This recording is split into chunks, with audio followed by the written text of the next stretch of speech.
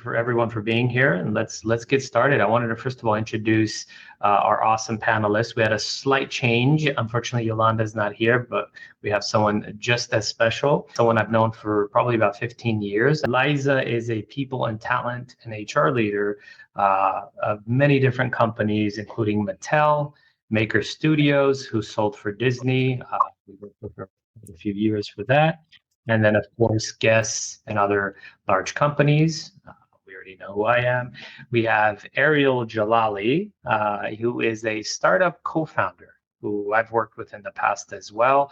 And now he is the founder of a company that's the lead, that leads tech due diligence for a lot of private equity companies called Paragon. Thank you, Ariel, for being here. And then we have Michael Marshaka. And if I said that correctly, Michael's going to buy me here. There's an echo for some reason. And he is the primary author of Beyond Cracking the Coding Interview. So you guys got to pick up that book. And he's worked at great companies like Google and Salesforce and other great companies. So thank you so much, panelists, for being here. I'm excited to pick your brains. And what's cool about this panel is we have it covered from 3 different angles. We have a great engineer who's literally figured out how to crack the code of interviewing. We have a startup founder who knows the mid-sized game, and we have and CTO, and we have Liza, who knows the talent acquisition game, both from an executive search firm and being an HR and talent acquisition leader for many companies. So let's get started. All right, guys. So let's talk a little bit about why seed stage hiring breaks at Series A, right? So typically startups do a really good job of, and Ariel, I'm sure you can speak to this, but they do a really good job of their first 10, 20 people. They've got the network, right? They've got the network. They lead everything, as I did for HIRECLOUT for many, many years. They lead the sourcing, the recruiting, the interviewing, but at a certain point that'll start breaking down. So Ariel, for you, you've built startups, right? And now you lead tech transformations for PE-backed companies. What's one early hiring pattern that may work in a startup environment, but fails at kind of that mid-sized, more structured environment where you need to scale? Yeah, so it's important to know that there are different strength profiles of hires. There are builders, growers, scalers, and extenders. And it's very important to get the right, not only product market fit, but talent role stage fit. In early stage startups, you want builders. You want specifically the hacker kind of builders that, don't care about the rules. They just want to build things fast. You'll have some combination of lone wolves and pairs that'll hack things together. It's basically you're living an 18-month hackathon, right? The trouble there is if you put a grower or a scaler in a builder environment, it'll be like an organ rejection. I see this mistake a lot. They'll bring in someone like, oh, this guy was at Google for 5 years. He's going to be great. The guy's totally lost because he's been thrown into a hackathon again, and vice versa. If you're in a later stage company and you've got your core platform and product and you just need to scale it or extend it. If you put a hacker in there, they're going to want to, the old move fast and break things doesn't really work in the larger enterprise. So that's one thing that we see often. Talent stage fit is important. Huge, Ariel. We see that a lot on our end, right? Because companies are looking for big names, big brands, and things like that. But besides the compensation, total compensation mismatch, there's a lot of misalignment when it comes to that world, right? It's just the speed, the pace, the mindset adjust quickly. Michael, tell me a little bit from your vantage point, helping engineers navigate career decisions. What's one thing startups underestimate when trying to hire great tech talent? Whether it's from a huge company like Google or from anywhere else? Yeah, I think broadly speaking, one of the biggest issues is everyone's focused on total comp, and they think that the best engineers cost the most. And certainly total comp matters, but I think startups especially wildly underestimate how much engineers care about the profiles that Ariel just mentioned. If you have a hacker, if you have somebody that's looking to grow, if you have somebody looking for specific technologies, like they're not going to be a good fit just because they went to an Ivy League school or worked at a particular company. Compensation matters, but high caliber engineers are going to be drawn, I think, to learning velocity, strong peers, just generally speaking, the technical vision and the ability to make those choices and be able to move fast and break things, especially at that startup stage. Huge. And is there what's one great question you would recommend engineers asking to prevent from that misalignment that Ariel spoke about? So, and just to be clear, is this from the interviewer or from the interviewee perspective? Should the interviewer be interviewee, the candidate that considering going to these places? The person looking at this really needs to figure out what they actually care about, because I think there are fundamentally people that are going to be very happy in the realm of learning and like doing things at scale, and other people are like, no, I want to build something entirely different from week to week and kind of move fast. So if they're looking for a mismatch, or if they find a mismatch, it's almost always because of exactly what Ariel just kind of pointed out, which is the differences in what they're actually looking for from a technical standpoint. Nice. Thank you for that, Michael. Liza, let's give it a shot. What's one hiring mistake you've seen early teams make that causes real pain?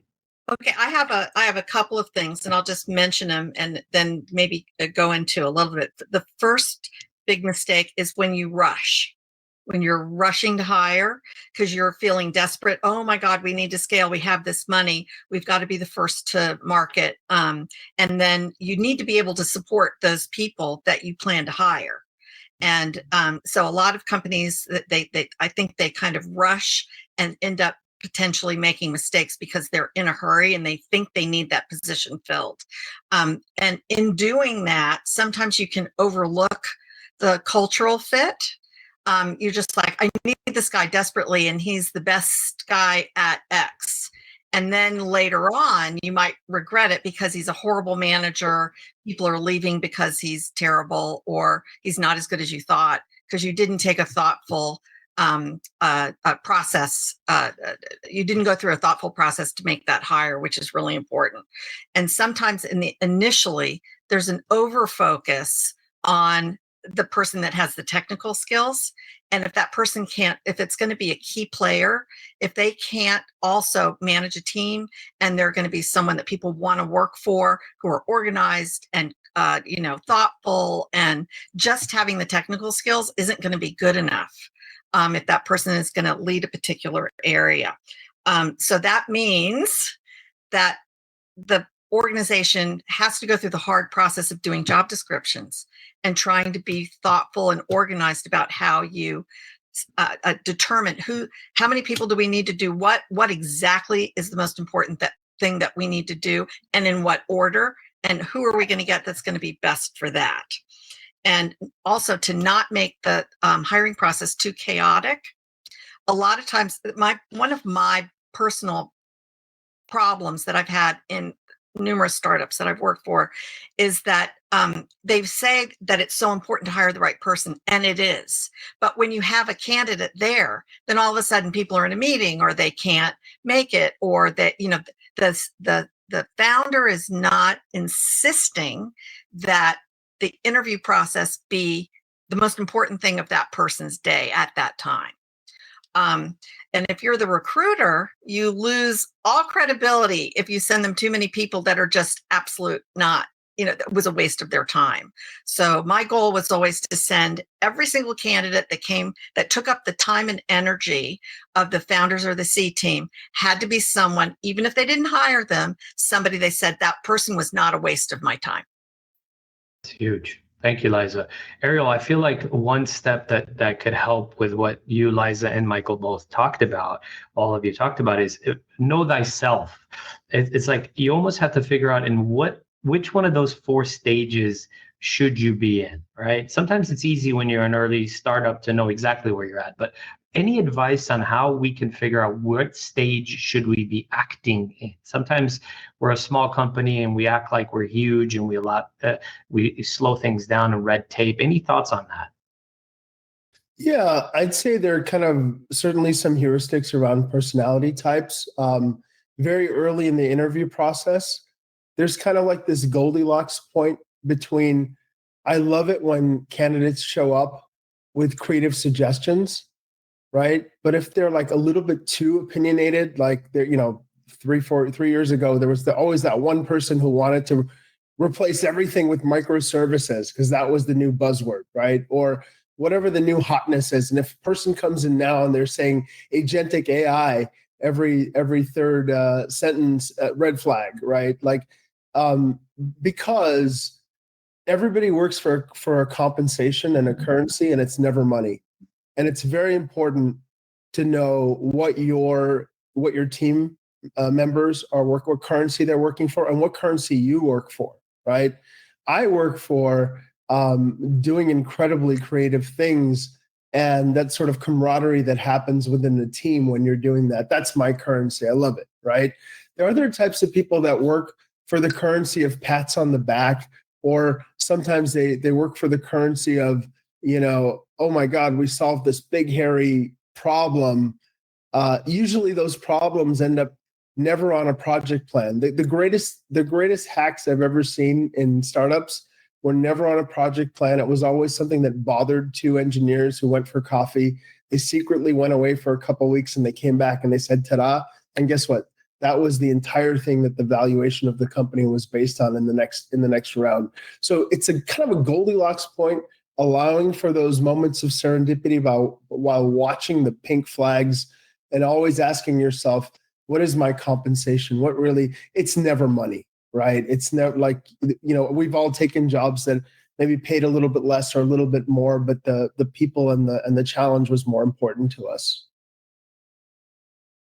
That's great. That's great. Thank you for that. Let's shift to strategic hiring. Michael, you've seen how bloated interview processes turn great engineers away. I mean, we have companies that brag about, let's say, we have a very high bar, and they try to emulate a Google, right, where they have 6 rounds of interviews and it takes a month or two, but you can't get away with that unless you're one of the Fangs, Mangs, or Mamas, or whatever they're called now, right? Unless you're those 5, 6, 7 companies, you really can't afford to do that. How can early stage companies or mid stage companies hire exceptional talent without putting them through rounds and rounds of unnecessary hoops and unnecessary exercises and so on and so forth? Yeah, this is the $1 million question with startups. How do we spend as little time as possible but get the most sort of bang for our buck? And that's to a certain extent optimizing, signal per minute. We talk about signal in an interview, and for any one answer, you can ask one question and get tons of signal depending on what they're kind of saying. So, whether that's, from a coding perspective or a system design round or behavioral based, certainly the things that they're saying, we can get more from if they're giving lots of signal in any sort of period of time. We're optimizing specifically for like deep architectural discussions, places where they can have strong opinions, and it's okay if they have a strong opinion, but how tied are they to those sorts of opinions? If we have strong opinions that are loosely held and the ability to sort of move between different answers, that's kind of the biggest things that we end up really caring about. The other thing I'd mention just within this is sort of like letting candidates go through an interview process and consolidate interviews into like one kind of half-day experience. If you're kind of bracketing everything into like a single day, engineers will go through that a lot better than if you say, we're going to first you're going to meet with the CTO on Tuesday, and then you're going to meet with the CEO on Wednesday, and then you're going to go and do something else with somebody else some other day throughout the week. So the same amount of time, but in a shorter period of time is another way, I think, to kind of optimize the loop end to end. That's great. I agree, Michael, because it's not necessarily that 4, 5, or 6 steps is too many, although definitely I think 5 and 6 are. It's about how much time and how many steps someone has to take to get to that stage. I think it's huge. You said something about signals. Give us an example of a signal. Sure. Let's just kind of focus on, let's say, coding. Let's say you have somebody that's looking to just sort of push code and get code out, and you need somebody to technically own a code base.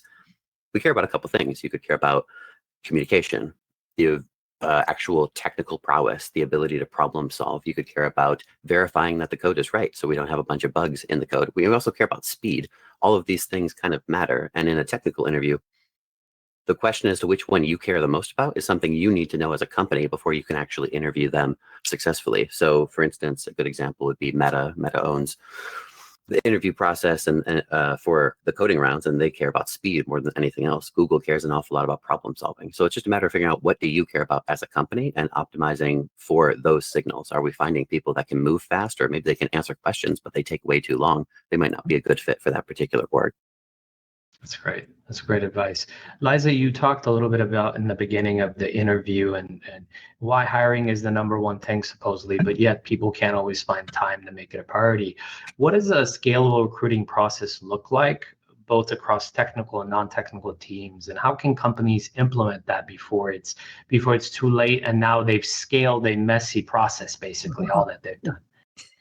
Yeah, I think part of the making this work really has to, I think, come from the founder or the CEO, because anything that the founder or CEO says is important to the company and is a value and is, and then they have to emulate that. But as long as it's coming from the top down, everyone will take it seriously, and you need you need a very organized process. And I think you need to be able to analyze what your needs are, and then establish some kind of metrics for the recruiting process, and then utilize lots of different tools, but agree on what those are going to be, and then centralizing your message.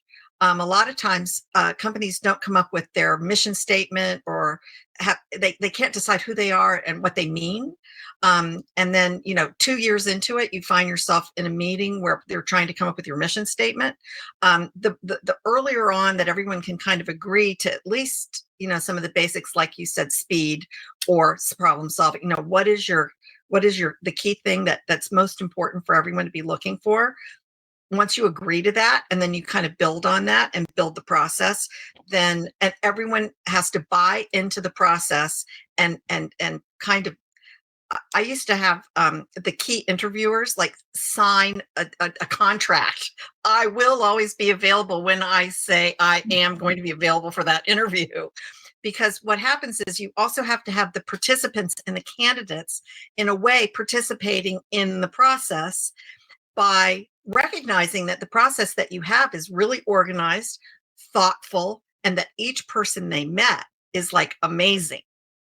And so it becomes like the symbiotic relationship, just the actual interview process itself.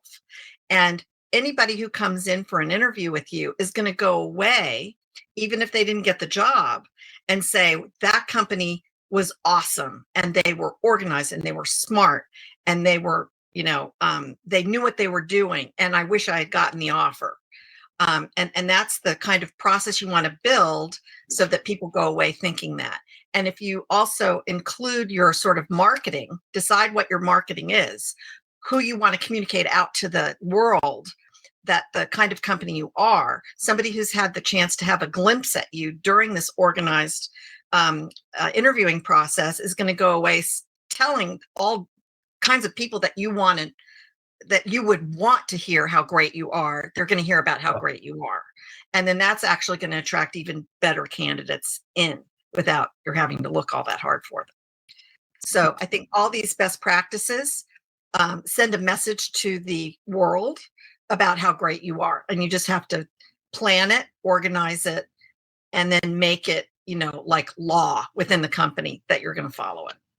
Candidate experience is everything. I mean, it's even if you feel, well, we don't want to hire this person anyway, she's not good or he's not good. It doesn't matter. It's about the brand that you're putting out to the world of what your company is. So I agree. Give everyone a great experience, a consistent, great experience.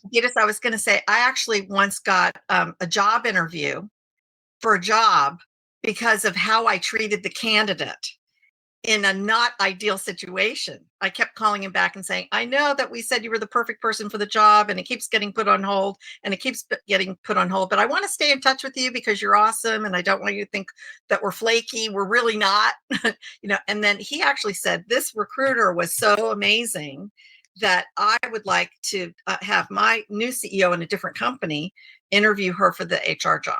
And so, it really does yield fruit later on if you do it right in the first, when you make a good impression on the candidate. That's great. That's great.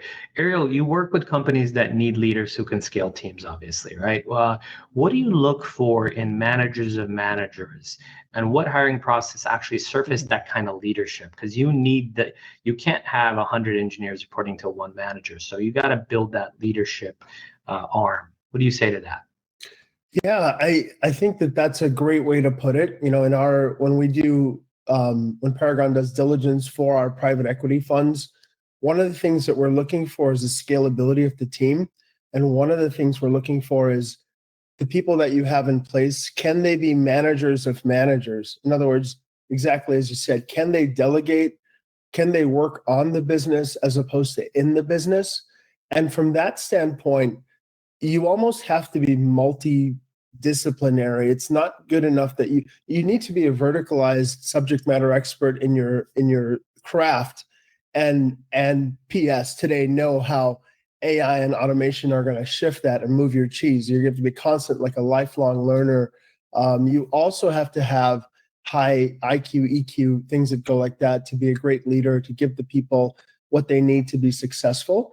It's funny, the more I get into my career, the more I realize it's really the soft skills as opposed to the hard skills.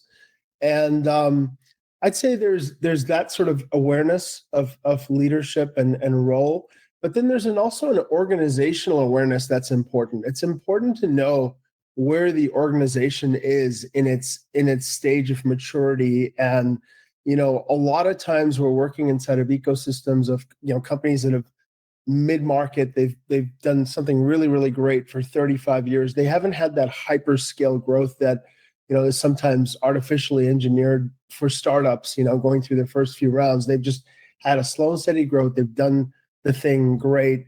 A lot of times they have process debt, people debt, technical debt, data debt, and all those things start looking like it starts looking like a big mushy problem. But it's important to know contextually. One great example now is with systems. It used to be that there was one very centralized ERP system or stack to rule them all, right? And then on top of that, maybe you'd spend 5 to 7 years and millions of dollars putting up that system. Then you'd spend another 3 to 5 years putting up a data warehouse to capture the data of that system.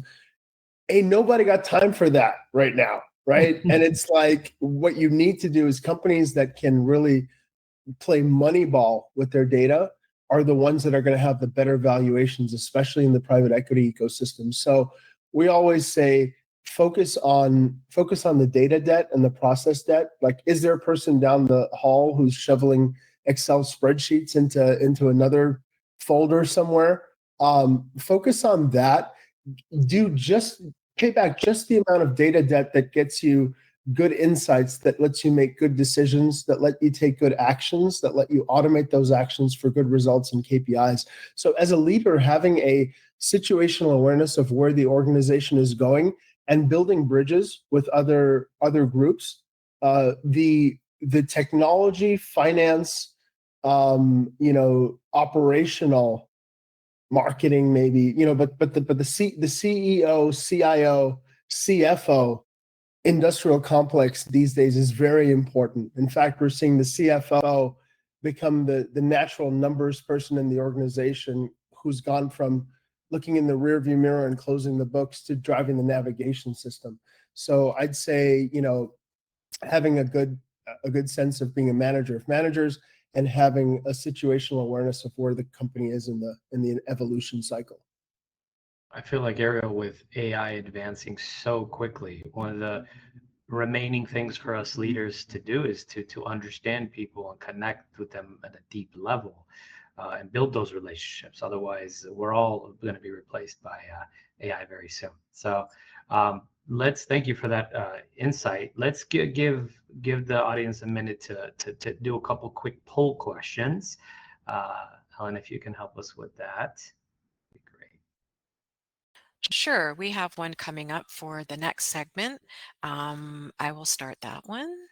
I'm hoping that it pops up. Everyone should be a little patient with us. This is a new platform for us, so we're figuring out all of the bugs.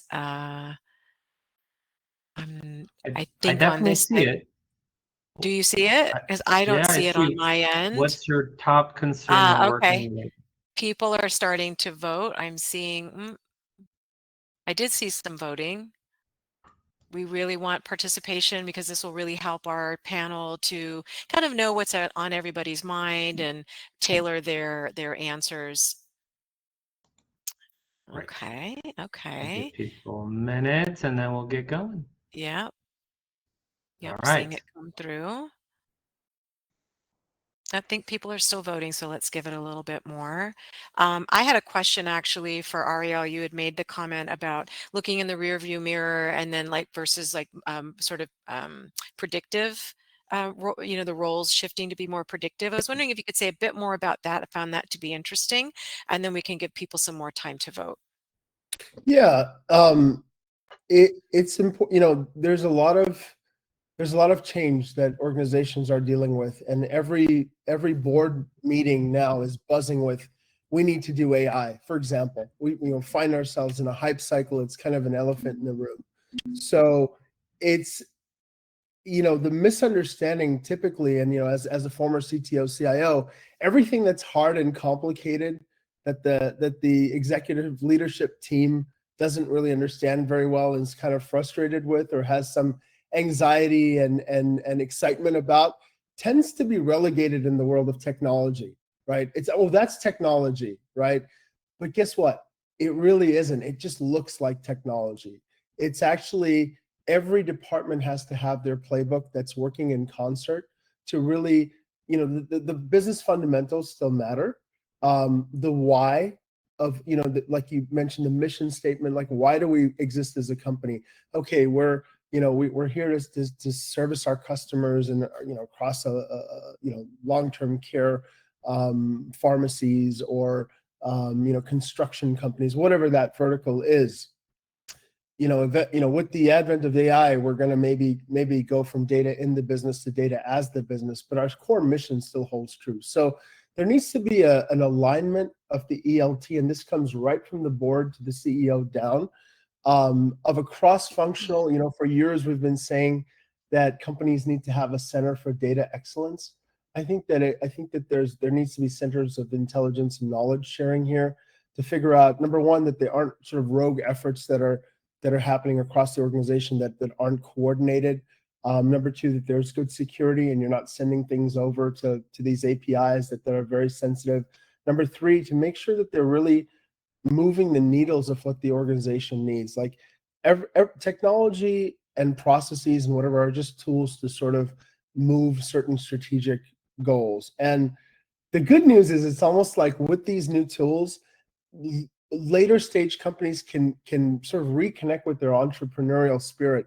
They can bring back those data experiments, those just, hey, let's just try it and see what happens. There's a low cost of doing that, with the no code vibe code. Those are not perfect tools. Those are not production code, as as my esteemed co-panelists could tell you, but they're a wonderful way to get the pulse on something. So, having that sort of ethos of a cross-functional ELT that's rowing together, as opposed to, oh, that's technology, or oh, that's finance, right? It's all part of the same effort. And so the more that can be done at the cultural level, the better. And I'd say from a hiring standpoint, I've always seen team members as the most capable freelancers that we're lucky to have for as long as they, I guess, they're called tours of duty. There was some exec that coined that term. And we want to make sure, to Avetis's point, as an employer brand, that you have the most awesome tour of duty at our company, and maybe our paths will cross in the future, or maybe we'll remember one another. That's really what we're optimizing for. The human component couldn't be more important. That's huge. Great segue, actually, Ariel, for our next topic. I'm gonna publish the results. Are we seeing the Sure. results? Yes. Okay, so it looks like 43. Let's see. I guess the most voted was misalignment on quality or bar for talent. So our Avetis, I'll leave it to you to segue us. I can hide the results when you're ready. Yeah, hide the results. Let's keep going. Maybe we can cover some of those topics later. Okay. Let's talk about avoiding burnout and churn. No, you had it right, Ellen. Uh, Basically hiring for retention, right? Um, that's huge. Like we just talked about it.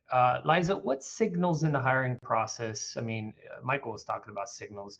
What signals in the hiring process help predict who will thrive and grow with the company, not just survive for a year? You see this often, right? Folks are leaving jobs every year, 2.5 years. Whose fault that is, we don't know. It both sides are obviously responsible for not being aligned, right? So, Eliza, what's your thoughts on that? I think that one of the key things when a process starts to break down, because we talked about what are the signals when things look like they're starting to break down, it can be connected to this. It's when the communication stops happening, and when some of the departments or particular individual leaders become more siloized. And this is where I found a lot of frustration in different startups that I worked with, where uh, different departments started kind of duplicating and they weren't working in concert with each other and dividing and conquering and agreeing on things. They were becoming more like, this is my kingdom and I'm going to do what I'm going to do, and I think we should be going in this direction. And then unless they were sort of uh, forced to be more collaborative, or were more collaborative by nature. And I totally agree with the soft skills are so important, and they become more important as as you want to scale a company and have everybody agree and be facing in the same direction to the same goal, and knowing what the same goal is. And I can even give you a little bit of an example. I worked for Text Plus, and we were supposed to be WhatsApp. We actually were out there before they were, and everything was going right until too many people decided, oh, we need to add this feature. We need to add this. What they did was they added so many features that none of them worked well. WhatsApp was clean as a whistle, and guess who won? So you really, ultimately that's a lesson in collaboration, being definitive about what your goal is and what it should be, and not getting too lost in the details and wanting to be everything to everyone. And sometimes you have to say no. No, we're not going to do that feature. We need to focus our engineers on making the core product the best it could be, because it's not. And so I would say, having, make sure that your vision is solid and that everyone's agreeing to it, and that everyone's focused and working in the same direction, and you hire people who are capable of doing that, as opposed to divas who are going to be over there saying you're wrong. Well, go be the founder of your own company then. Exactly. It's got to be a collaborative effort with everyone on the same page. I was going to say one of the things, Liza, is like as the visionary or the founder of the company or the CEO, you set the direction, but during the interview process, you should be very clear about what you're doing and how you're doing it, because otherwise, it's just a marketing thing. They're marketing their intelligence, you're marketing how cool your company is, but at the end of the day, you all have to actually work together and do the things that you talked about. So I think it's very important not to just talk about it when people work for you, but talk about it during the interview process. Like a lot of startups, we warn our candidates that, hey man, if you're trying to slow down, this is not the place. These guys are going 1,000 miles an hour. Do not go there. Did I hear you got kids in the background? Like, are you ready to give up some of your weekends? And some people get scared away, and it's like, great.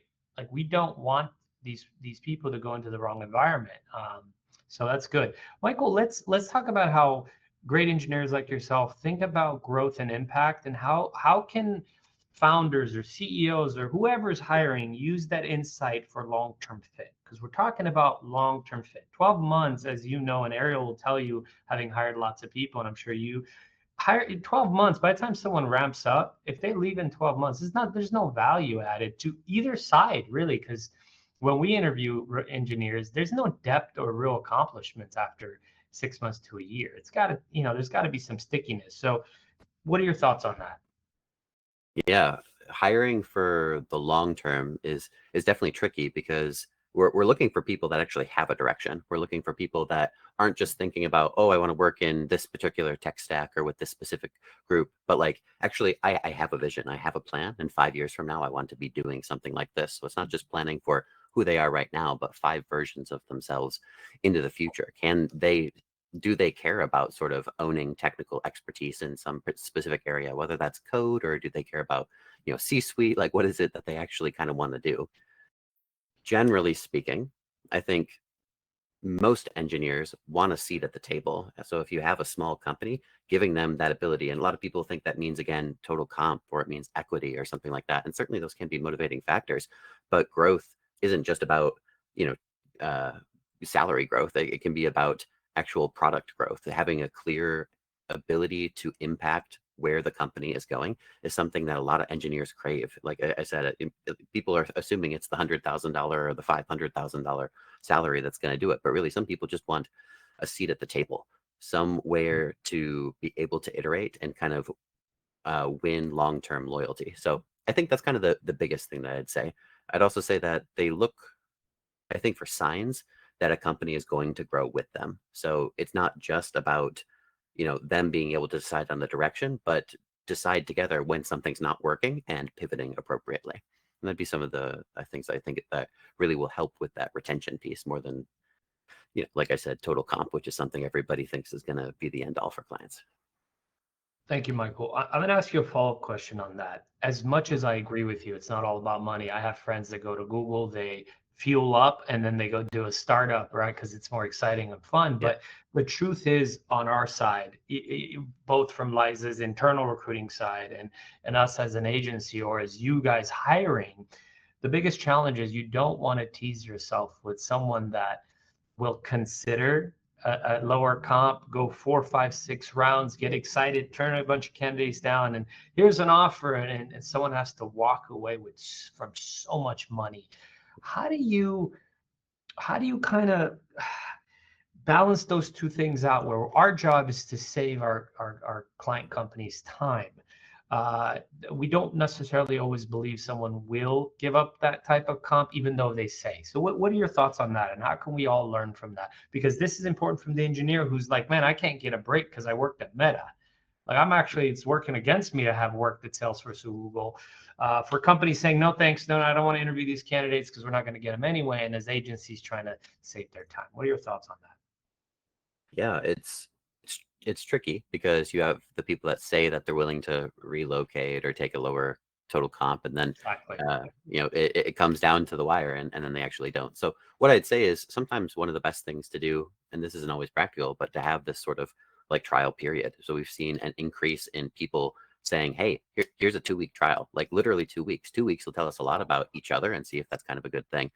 Some people don't like that, but if you attach other things to that, like, hey, in 2 weeks we'll know one way or the other, you skip the interview rounds and you can go directly into seeing if it's a good fit. You can get a lot of people that way. I'd say the other big kind of thing that makes a difference is if people aren't willing to do something like that, to give up something, and they haven't given a clear indication that they will, other than just verbally saying it, I wouldn't say that it's the best idea to believe them.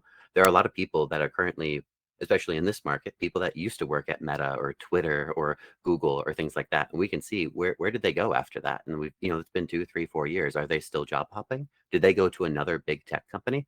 Usually people have had this time, even just post-pandemic, to sort of reflect on what they're actually looking for. Some people have found, yeah, total comp is the thing, and they went and chased it. And you can see directly from their resume what, there's what they say they care about, and then actually what they are caring about. So those are kind of some of the clues I think that would give us an answer to your very difficult question. Thank you, Michael. That's great. That's really good. Ariel, in your tech transformation work, what traits have you seen in leaders or frankly early hires that consistently have correlated with high retention and scale readiness?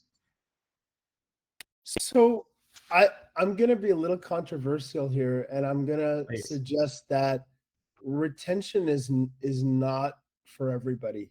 And I think that we need to normalize that, and we need to build multiple paths for people's career journey that are okay and that we value as an organization. Not everyone is going to be a Tim Cook or a Sundar or a Satya. Some people are just doing their tour of duty. They're there to learn a few things, and so I feel like there are conversations that we need to be having that aren't being had, and I think that they would be mutually beneficial, because once you know what track a person's on, now it's incredibly hard to have that conversation, because it's incredibly one of the things that, especially in some engineers, they're very awkward about things like comp. And how many times have we made an offer to an engineer where they sort of ghosted out, took another offer, and you found out that they got another $10,000 to $15,000 more, and you're like, I would have happily paid you $20,000. Like, this is not even a conversation. We need to start having those conversations a little bit more. But now, that aside, controversial, for those people that do want to retain, I think you need to figure out what cohort they're going to be in. Are they going to want to retain for 2 years, 5 years? And let's make a plan, right? And let's not just assume, let's assume that once you finish that first tour of duty, that you've got to then, re-interview for the job that you want, right? And to try to sort of coach them towards that. I think, in terms of the initial conversation, this is where I think what Mike said about, just get them on a trial period, get them working, because the things that people say, the things that people say about who they are and what currency they're working for and what behaviorally comes out through their actions, it's very much like finding a life partner, right? Then their core values, you can talk about them, but once you live them, you see them. And I think we should just create more opportunities for people to show us who they are, as opposed to tell us.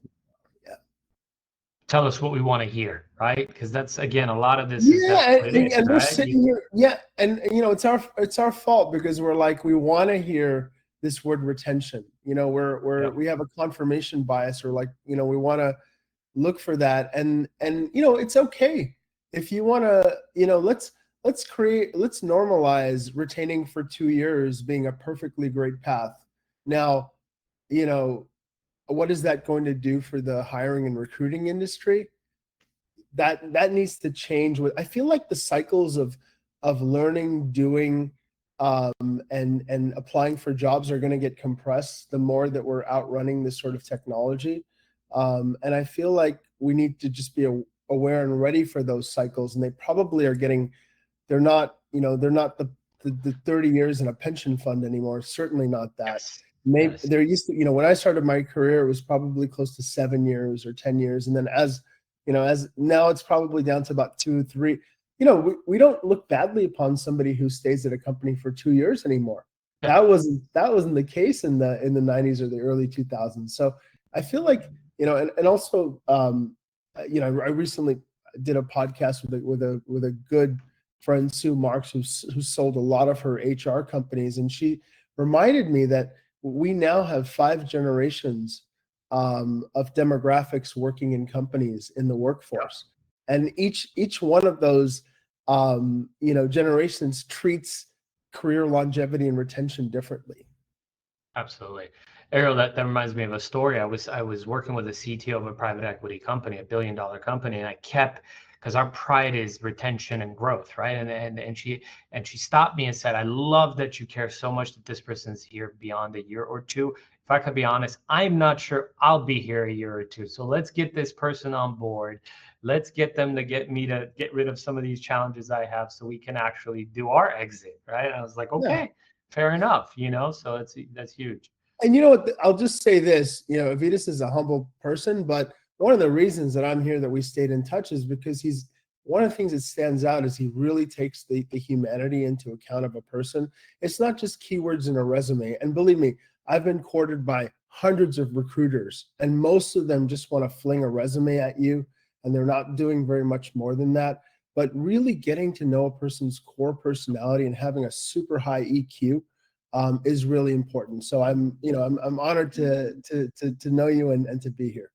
Thank you, Ariel. I really appreciate that, brother. Right back at you. Do we need to do any polls before I move on to the last section, Brenda? Let me see. I had don't know if we one. have any. Let me go back to the list. Why don't you dig around? We don't need to. I'm going to dig to around, stop and for if that. it pops up, it pops Right. up. Great. We We'll do it do have, organically. yes, absolutely. We do want to make a call for Q&A questions Yes. if So you let's have any move on to the next one. questions. And then Let's I keep just want to going, give a though. time. We have 10 minutes just Let's for go. everyone. Okay. So we're going to make this really quick. So the next section, we're just going to talk very briefly about collaborating with recruiting partners. That's internal and agency, right? So both are a partnership. Michael, let's start from your angle. What can internal recruiters or agency recruiters do better to engage top tier engineers? And I mean, you already covered a piece of that earlier. And how do you make sure that they reflect the company's real value proposition? Oh man, I think I was triggered when Ariel said flinging resumes, because like there's so much truth to that.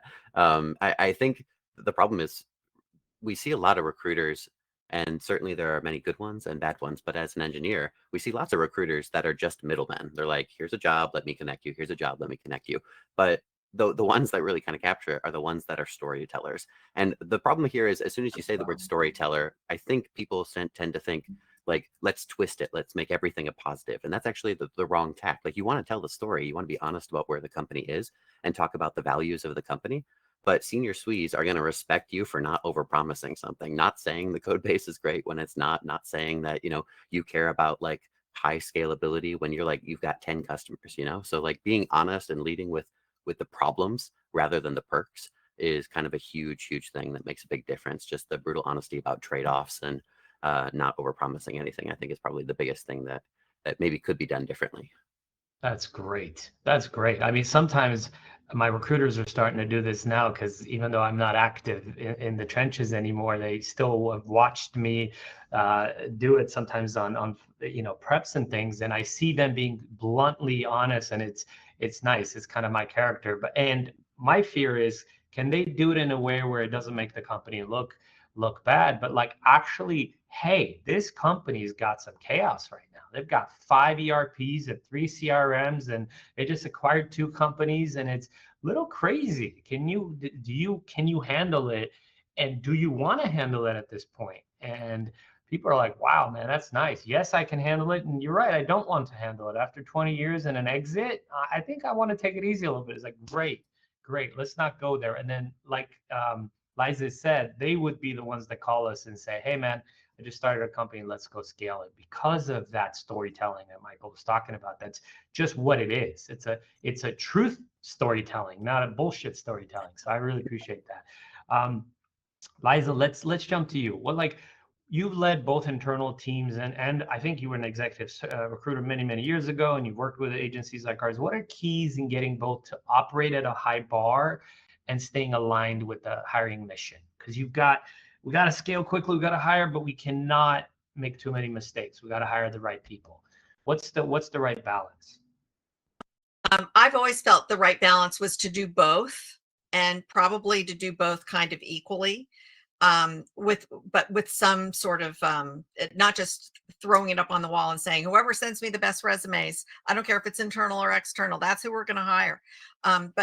Because I do think that recruiters can actually be very effective storytellers to the outside world, and you want that. And that's free. You're only going to pay if you actually hire the candidate that they give you, and that ends up being the one that you want. And I think you can do that internally and externally. And I think a blend of both internal and external is the most healthy, and is also gives you the widest reach. You do want the widest reach to go and find that plum, that the perfect person. And you don't know where that perfect person is going to be. Hopefully you can, as internal recruiters, you can develop your network, and you have a reputation. Like if you're dealing with a company that has a very visible reputation on the outside, that's always helpful. If you're working for a smaller startup that people don't really know about, you're going to need that extra help of a credible recruiting agency or a recruiting person on the outside who says, hey, listen, you know me, you've known me for a long time. I've worked across the board with lots of different companies. I'm telling you, this small startup is a really good place and I think would be a fit for you. And that can end up being one of the best ways to find people. But, as an internal recruiter and an external recruiter, usually the biggest problem that I found, or the biggest barrier, is that companies really don't want to pay the fee. Mm-hmm. And to the point, and the discussion that we've been having about retention, most CEOs and founders now are understand they don't expect to be hiring someone for the next 10 years. They know it's probably a year or two at best. And then if you're paying tens of thousands to get that person, it had better be someone who's going to make a very effective impact pretty quickly, given that you're probably only going to have the use of that person for a certain period of time, and that person had better be coming in to solve very specific problems that you need solved, as quickly as possible. Absolutely. So I'd say Absolutely. it's really got to be a mix. It's got Well, to the be way a I mix. look at it, is we've told this to our companies: you don't need us for these kind of hiring. These are just regular old stuff. You Right. can do this on your own. Come to us for big, impactful stuff. That believe me, it's worth 10 times the money. I have a 10-second story, and then we got to move on. We worked with a startup that paid a fee. And when COVID happened, they called me to basically say, hey, we might have to lay this person off. I'm like, are you serious? He left a really good job for this. Like, what do you mean? And I said, he's not doing a good job. He's doing a great job. We're freaking out. I'm like, look, stop. Don't worry about the fee. Pay me monthly. Don't mess this up.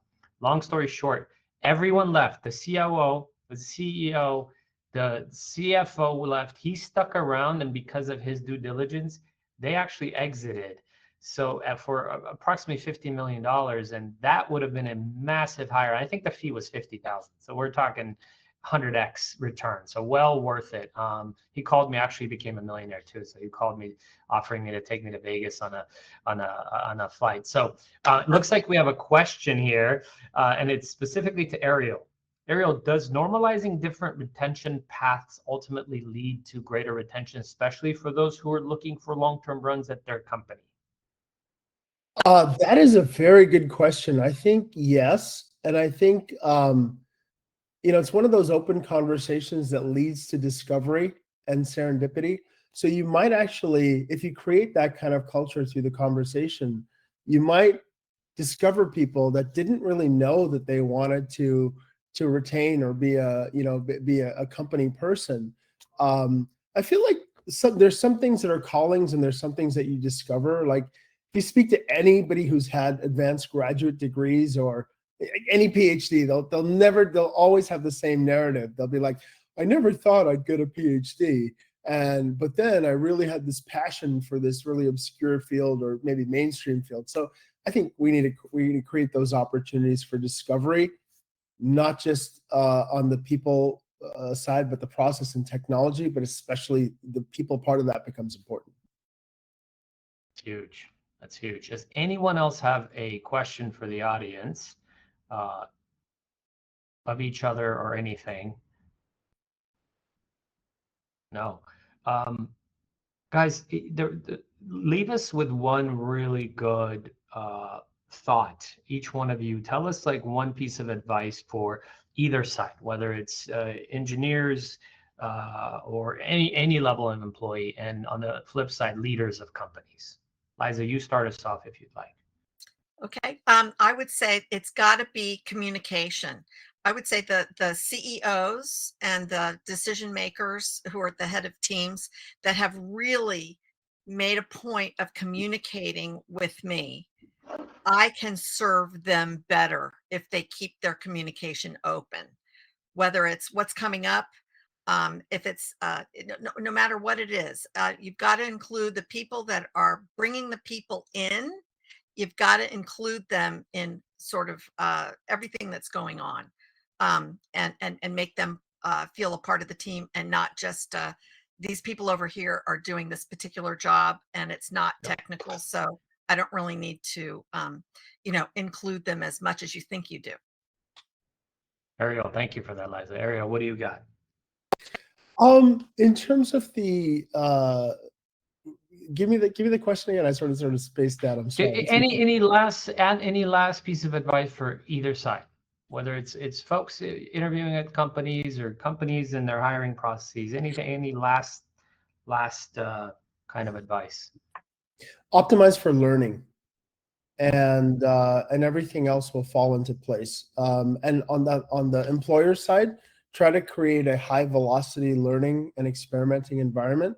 And on the employee side or candidate side, try to optimize for one of the things, when I started my career in big consulting, I was a staffing manager's nightmare because I didn't want to go vertical into Oracle or SAP. I would do all the weird projects to get myself, it was kind of like a project came in, it was like, oh, is it Oracle?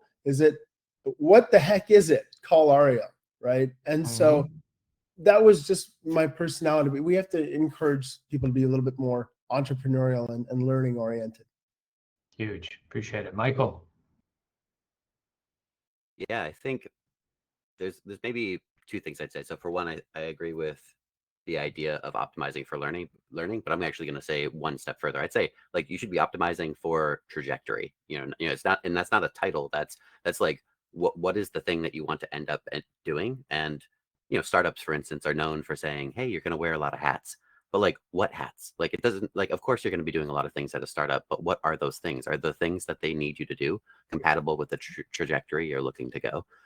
And then I'd also say that, in an interview, if you're at, the candidate looking to see if it's a good fit, you should be asking yourself, well, what's the worst part of the job? And you can even ask people that. And, it's interesting how people will respond. Some people will jump in and tell you a lot of bad things about the job and, be as optimistic as they can, but give you an honest answer. And other people will clam up. And, the folks that clam up, like you have to be cautious around that. We care about knowing that it's not all sunshine and roses. And if they're trying to pretend it is, it's a problem.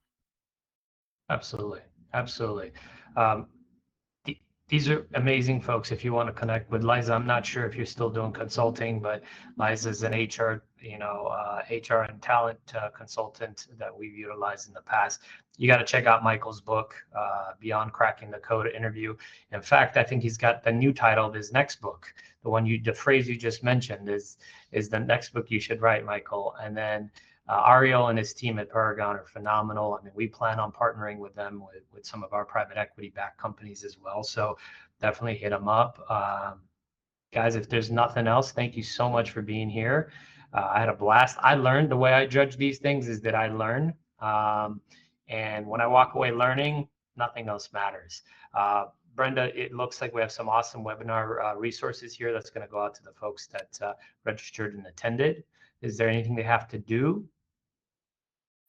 I don't believe so. Ellen, do you have any details on that? I think we have a QR code here that might be scannable.